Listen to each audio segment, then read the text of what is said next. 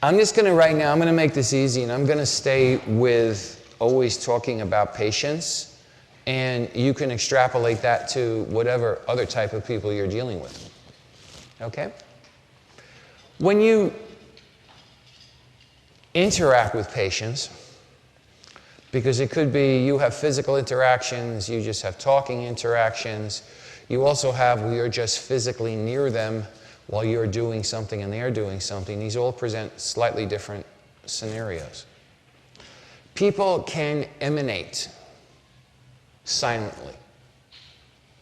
Get in the room with the right person and you will just feel wonderful being in the room with them. Get in the room with the wrong person and they can make your skin crawl.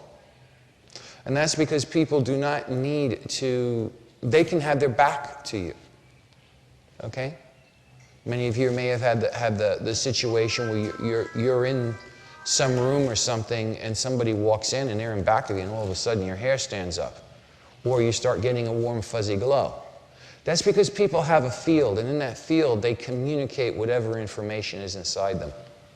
And a huge chunk of the people who will do it, especially who are coming to you to be treated, bear in mind that most of them have got problems. And whatever those particular problems are, it's very likely they will emanate that, but it's also very likely that because they're weakened and irritated from whatever this disease or discomfort is, that whatever is also very disturbed inside of them will piggyback on that, almost like a carrier wave. Everything else that's in them will just jump. So you need to be able to recognize if you're being affected by people if they're silent. Okay? Then you need to be able to recognize if you're being affected by people if you're touching them. Now, some of you here are massage therapists, and some of you are acupuncturists, which means flesh is touching flesh. And that's also a very direct medium. Then there is also that there will be talking going on, and during that talking, a lot of things will get communicated through the voice. Again, they're all carrier waves. You have to almost forget the medium through which it's happening and simply recognize that what's coming out of that person is a carrier wave. Then you will also have some people who are natural-born manipulators, and through whatever, they can very lightly induce hypnotic inductions inside you by the way they move, the way they talk, the way they do things, and they're good at it, and you don't even know they're doing it. Then you also have what I call the energy vampires, that what they do is they literally just suck energy out of you. And that's part of their thing. And it's really, really no different than what is commonly in psychology called needy people. Only needy people who actually are upfront about their needy and are telling you what their needs are, you can deal with. But a lot of the ones who won't say a word but will do it through the back door are not so easy. But they'll all have one point in common in terms of you. You will feel whatever that baseline is inside of you is shifting. And as you start getting more and more aware of what's you, you will recognize, ho, this is going on. Then you can take whatever measures you can to stop it, to distract them, to do whatever. But if they're coming to you as a patient, you don't have the right to basically just say, fuck off, get out of here. You're being a slime bucket. Get out of my face. You can't do that because they're a patient. They have come from you to help them. So now you have to go to plan B. That would actually be the easiest solution, although there would be no idea that you're going to help them at that point. The next solution is that you have to be as stably aware of what's inside you and find your own internal way of refusing the influence. Okay? And maybe you can do that, and maybe you can't. If you could dissolve, for example, what's coming out of them as it's coming out of them and how it's affecting you, then you can stop it on the spot. If you can feel channels inside your body that are closing down while they're exerting their influence and keep them open, then they will not get to you. But if you can't, and that takes a fairly high level of skill, then you have to go to plan C.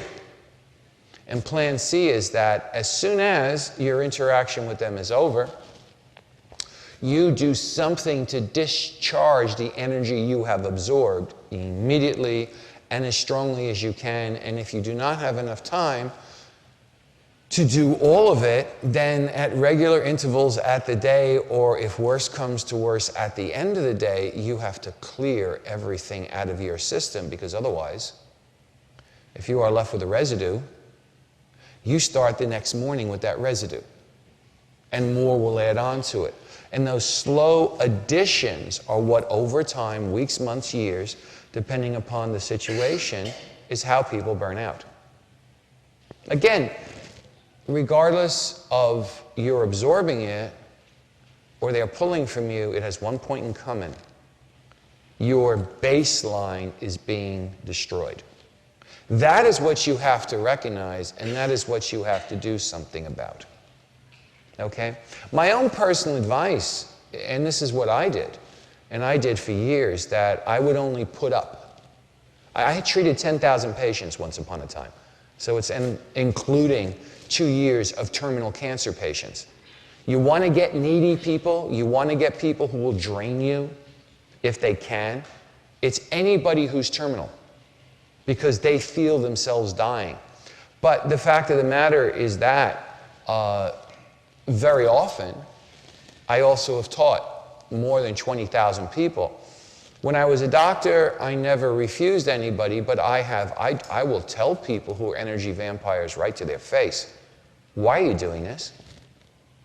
And they usually get terribly insulted, and I have to be prepared that 3/4 of them will leave and never be my students again. And I only have one thing to say to that: fine. But they don't realize they're doing, and some do. And the ones that do are, I believe the phrase would be, they're not very nice people. They're thieves. They know they're thieves. They don't mind being thieves. They like being thieves. They get off on it. They get profit out of it. And if you'll let them do it to you, well, okay, never mind. That's your choice. But regardless of whether they're draining you or they're adding something to you, and burnout comes way more from something being added to you than being drained. That is really much more commonly. Your system has to be very, very weakened if you continuously keep being drained. If you continuously keep being drained, it may not be because they're vampires. You will get vampires. But it's much more about that the baseline inside you is not super stable. And getting that baseline very, very stable is the most important protection you have against burnout. And that's it. Everything else is minor compared to that. It's okay. Yeah, you do have the vampires. You do have the people who just love throwing stuff on you. And you have a lot of people, frankly speaking, the overwhelming majority, who have no negative intent, don't know they're doing it. This is the one thing you have to realize with a lot of patients.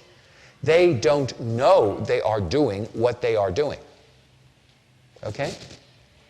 And usually, for example, using an example of an energy vampire, when you tell that to them, the ones who just kind of go like that, they don't know they're doing it, but the ones who really react and get really angry, they know they're doing it. That's why. They've been caught out.